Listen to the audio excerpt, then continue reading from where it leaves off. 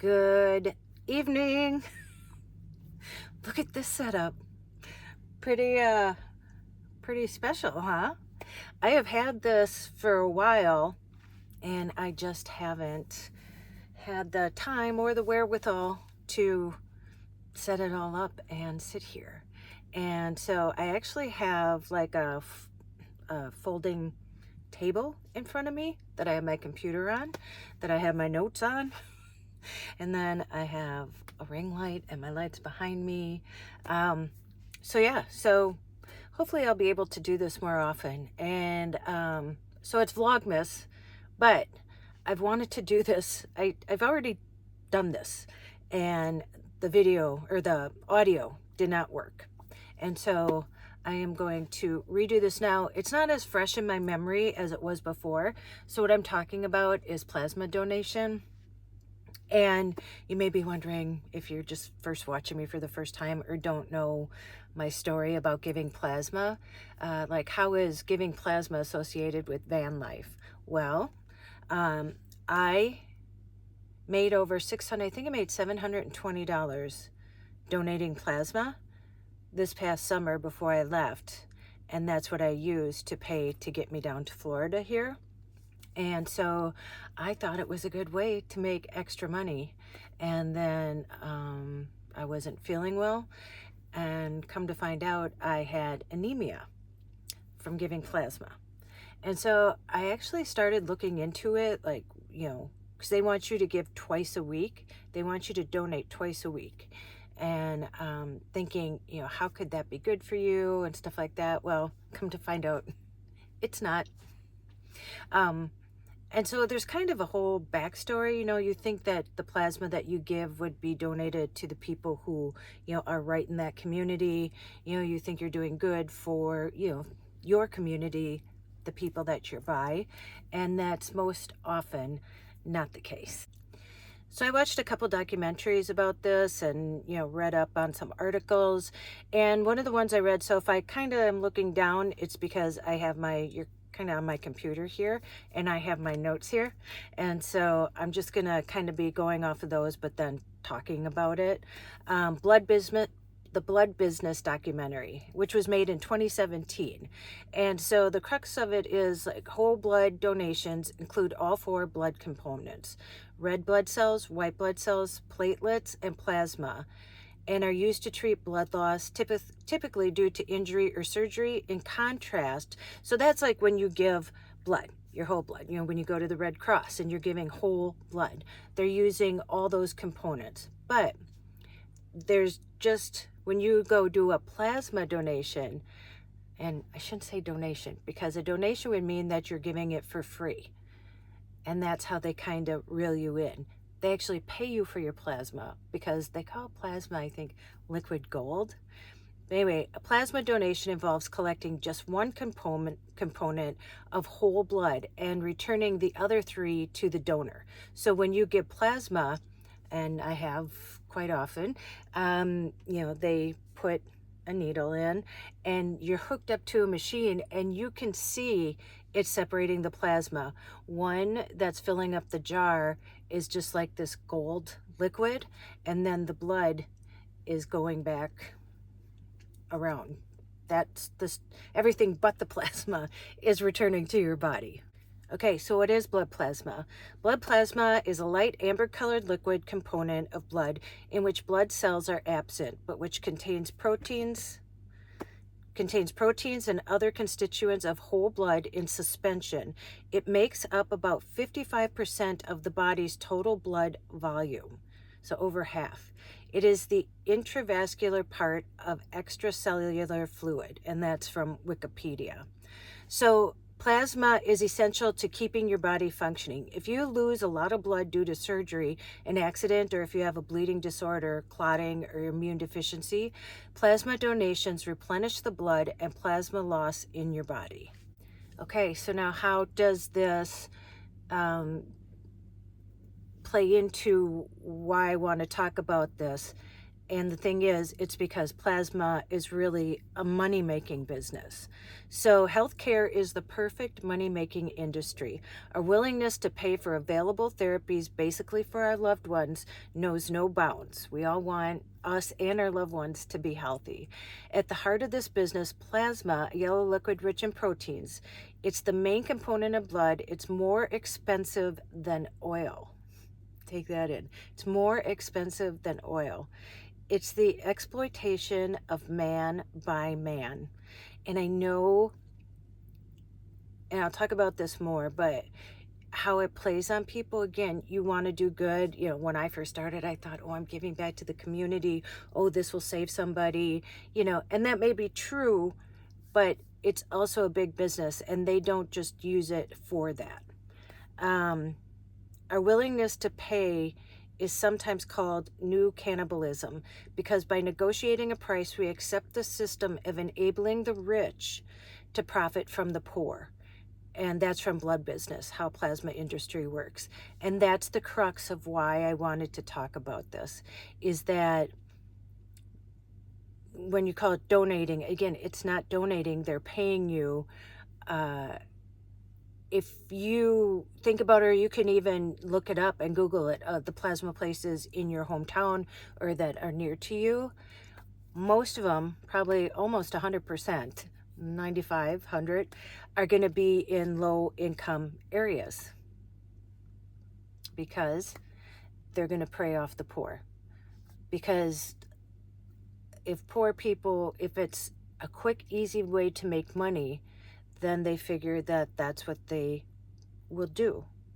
And it's the rich preying on the poor. So let's talk about the Red Cross first, and about giving blood. You know, me, Keith, and John, I did it before, stopped for the red bus, and then they did it with me, and they love doing it. Again, you're giving, you know. But the American Red Cross holds on average over 500 blood drives a day, adding up to more than 4.6 million units of blood collected each year. Their message is clear: giving blood saves lives. And it does. There's a quote: "Today I learned the Red Cross sells your donated blood to hospitals for $150, and then that hospital charges you thousands for blood transfusions." So you're giving your blood for free, and the Red Cross sells it to the hospital. And then let's say you need blood, but you have to pay thousands of dollars to receive that transfusion. So that hardly seems fair. If people are donating blood for free, and then the Red Cross is selling it to hospitals, but then whoever needs a transfusion has to pay thousands of dollars to get that transfusion, when in the beginning it's from blood drives that it was given for free from people. The Red Cross charges hospitals and plasma manufacturers the costs associated with the recruitment and screening of potential donors, the collection of blood by trained staff, the processing and testing of each unit of blood in state-of-the-art laboratories, and the labeling, storage, and distribution of blood components. Dr. Claudia Cohen, the Association for the Advancement of Blood and Biotherapies Chief Medical Officer, said hospitals pay centers that collect blood, such as the Red Cross, based on private contracts. So in 2019, which wasn't that long ago, hospitals paid on average $215 per unit of red blood cells, according to the data from the 2019 National Blood Collection and Utilization Survey, which asked community-based blood collection centers and hospitals about blood donors, donations, and the use of donated blood. So, before giving blood at the Red Cross, you must fill out a questionnaire and give your informed consent. In particular, there is one line at the end of the form, a sentence in small letters: "I am aware that some components of my donation may be used for the production of drugs." Only a few donors read this line, though it is crucial. In reality, most of the donated blood is sold to private companies, something the Red Cross doesn't advertise. Unlike the other blood components, Only 20% of the plasma is used directly in hospitals. The 20% is used for patients who have lost great quantities of blood and need transfusions. The remaining 80% is used by the plasma fractionation industry, which produces drugs derived from blood. So a lot of people that give blood or plasma never really check to see where their donations are going, because it is a feel-good thing to do. You know, you want to give, you want to help other people, and you think you're saving lives.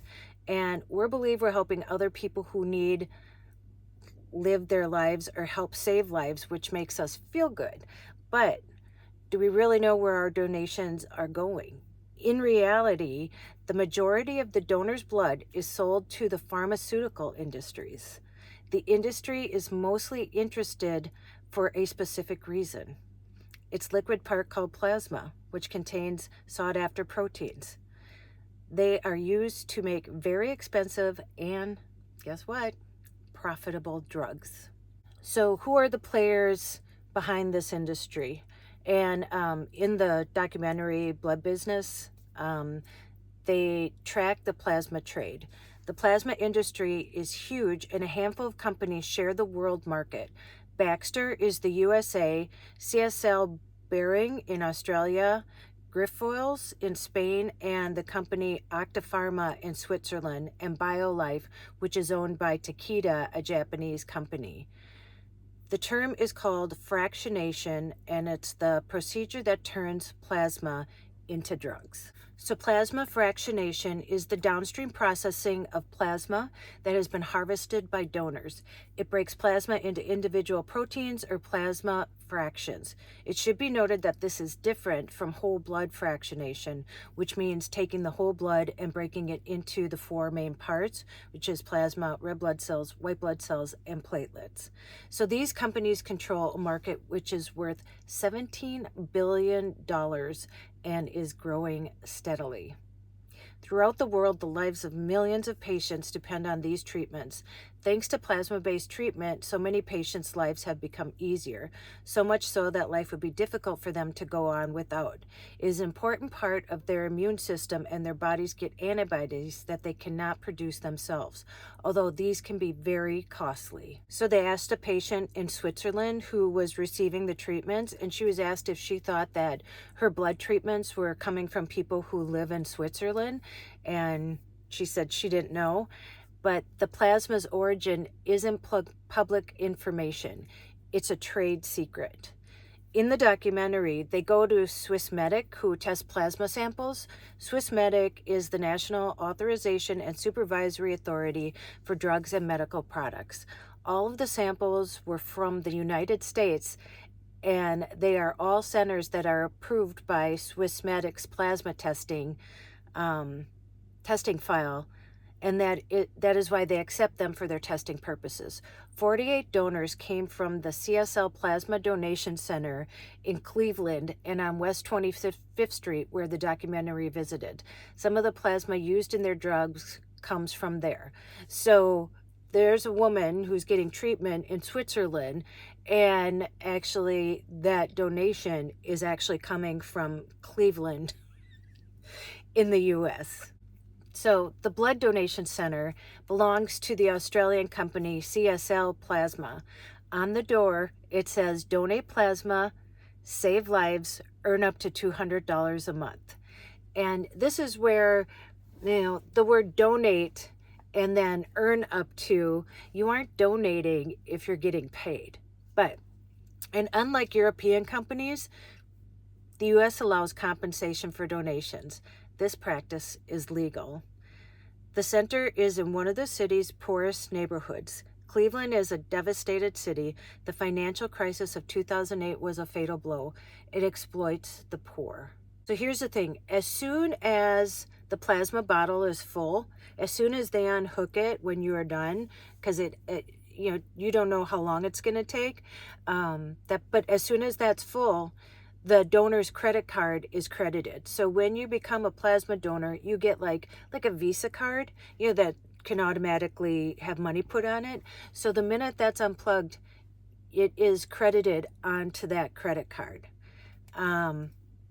After the economic crisis, donations sourced in the USA going from 15 million in 2007 to 32 million in 2014.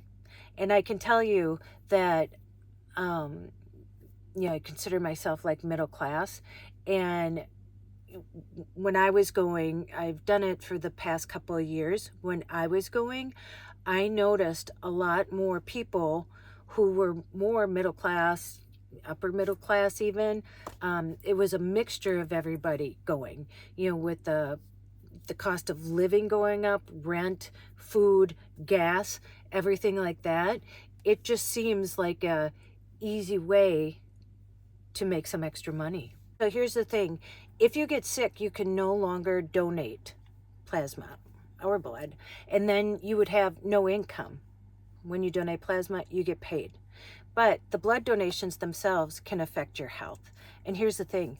Nobody has done studies to see how giving plasma affects your health. So now I'm going to talk just a little bit about my experience and going in and what happens and how it works. So you first have to go in for your first time. You set up like a medical physical, and it's really nothing. You just fill out paperwork, and they literally have to read the whole thing to you, and you're just like and then I think they listen to your heart, and you lay down, and they do a couple things, and then they're like, okay, you can give. And then so every time, so you're already like then pre-approved, and so every time you go in to donate, so you make an appointment, and you go in, and they have like, I don't know, about 10 screens, and you go and sit at one, and you use your finger ID, like your fingerprint, and then it brings up your thing. And every time you have to answer all these questions. And some of these questions like, have you been with anybody that has HIV? Have you used any intravenous drugs? Have you been in prison? Have you la la la la la? But that's it. I mean, nobody can verify. You could easily lie on those questions. And so after you're done doing that, then you go and you get your blood tested. You just have to get your blood pricked. And what they want to know, they do it right there. And then they weigh you. What else do? They check your blood pressure. But for the blood, all they're looking for is that you're not low in iron. They refused me 2 times because I was low within the iron range. And so I couldn't donate plasma. But hence that makes sense why I became anemic. Because if you want to make money giving plasma, so I went to, it's called BioLife. And it was a newer facility. It was a little further away. There was one closer to me. But again, it was in a really poor neighborhood. And the new one was in a lower class neighborhood too. But it was new. And so I went in, and there's literally like, I don't know, 100 beds, if not more. And they're put in sections of like, green, blue, purple. And you just go and lay down, and then they stick you after, if you're okayed for your blood and everything like that. And you usually have to wait in line because that's how many people were waiting to do it. And then depending on how, like if you are dehydrated, it's going to take longer to get your blood. If you haven't eaten, there's certain things that can hinder or speed up, how quickly your process goes. It usually takes between 30 minutes to an hour. And you lay there, and then at the end it dings, and then they come unhook you. And again, then the money goes directly to your credit card. And so they send out often things like how a way to get you in to give more. So they said make $650 in a month giving 2 times a week. So you have to go get plasma twice a week for, I think you have to do it up to 5 weeks. But if you miss one, and then the first one, they credit your card, like let's say the first one is like $25, But then when you go the second time for that week, then you get like, you know, the $95 or whatever the rest is, you know, like if they said it was worth 130 or 125, you know, whatever. They give you the low one first because then it motivates you to go do the second one, because you know if you do that, there's going to be another $95 there for you. So if you're making like $120, $125 a week, you know, that's pretty good extra money just to just lay there and, you know, give plasma. And so that's what brings people in. And it's true, the more you do it, and then when you're up with that, like 5 weeks that you've given, then they send you a new special, you know, make $120 a week, you know, giving plasma. So then they'll do it like weekly. And I did that. I did my 5 weeks, and then I'm like, oh, I could make some more. And then I did it again. And then I started not feeling good. And then that's when I just happened to find out that I was anemic from giving plasma. So why do so many companies want US blood? And this was a video, and it's from 2022. So pretty recently, and it said the collection for blood plasma for compensation is banned in most of the world. The reward to donating keeps people donating, especially those who rely on this money to live, which means the poor. Whole blood donation takes about 30 minutes, and you usually give about a pint of blood. Plasma donation is different from a whole blood donation. It separates the plasma from the rest of the blood and returns the other components back to the person. It's a bigger time commitment. It takes, like I said, about an hour. And when you're first there to do your physical, it took me, I think I was there for 2 hours because there are long lines. And I want to tell you too that the American Red Cross says giving just blood, that you should only do it up to 3 times a month, where plasma says, well, they don't say that it's good or bad, but they want you to give twice a week. Plasma makes up 55% of the blood, and it transmits nutrients, hormones, and proteins to parts of the body that need it. So due to its nutrient-rich properties, blood plasma is used in medicines to treat a range of medical conditions. There was a shortage of blood during COVID because of the cancellation of blood drives. Baby boomers are aging out of the blood donation pool, and we are not seeing the younger generations pick up the slack. So the younger people aren't donating blood like the baby boomers were. It's actually a for-profit industry, so it's hard to get information about it. So it's interesting, you know, we think that we're, you know, giving back to the community, doing good. I mean, which we are. It is a feel-good thing, but it is a for-profit industry. They have promotions and referral programs to get people in. So I know for BioLife, like if I refer somebody, I get $50. They're creative in the strategies they use to recruit people to become plasma donors. And once they become donors, they really try to incentivize them to keep coming back. And again, they'll keep sending you specials and, you know, like make this much in a week. And they'll keep upping it. Like if you don't come back, and then once you don't come back, and even the guy who I was working with, he said, you know, if you don't get through this, then wait like 6 months and then come back, because then you'll get the full like fee again that acts like you started over, and so you'll get a better deal. There's a correlation of the poverty level of an area and the address and location of the plasma centers. They are overrepresented in high poverty areas. El Paso, Texas is the city where the majority of blood is collected in the United States. Americans can legally donate plasma twice a week, equaling 104 times a year. The impact of losing that much plasma on the body hasn't really been independently studied. Nobody studied this, but one small study of 64 participants found around 70% of donors experienced some health complications. And that's why I got interested in this, because I ended up getting anemia, and it took me a long time to get my body back to where I was back to normal and not getting dizzy and be dehydrated.